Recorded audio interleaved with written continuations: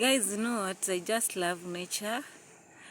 And here we are today is one of the small forests we have in Kenya. So I came home for nitoje Christmas festivals. Sasa niko huku, nimekuja kutembea. And na ningependa tuongee tukiwa huku. This place is so cool. Hakuna mambo mingi, hakuna watu wengi. This place is somehow isolated, but nimeona watu wameanza kujenga and nimefika kwa kaka spot nikaona this is a tree yenye ilikatwa na then imetengeneza tu shapes tu supu, alafu hapa niko ni juu ya mawe kamawe, then ground naiona na huko chini. So usiniulize vile nimepanda, but I'm just having fun here. Na ningependa we just talk about love.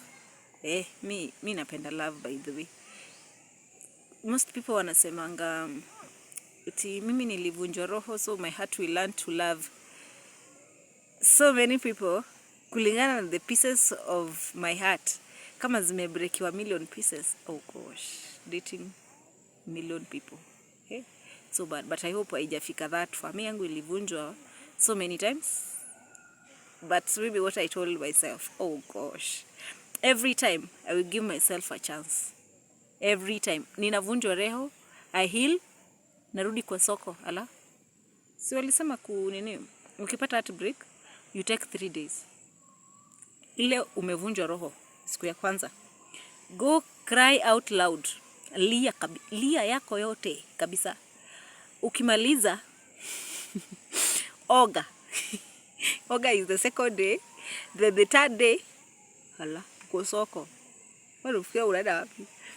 Wedi kudua handkerchief julisha lia, ukamaliza ukaoga, then ukarudi soko. Eti sijui mimi usikuje uniambie eti sijui nimetumia wasichana wengi. Kwanza hiyo inakuwa na wanaume. Eti sasa jua sha kuliwa fair na watu wengi, uwezi nitumia fair my friend. Fair utatuma kama utaki kanyaga kubwa. Mimi sijakula fair yako. Why don't you want me to eat your fair? Ama unikujie. So niko hapa hivi.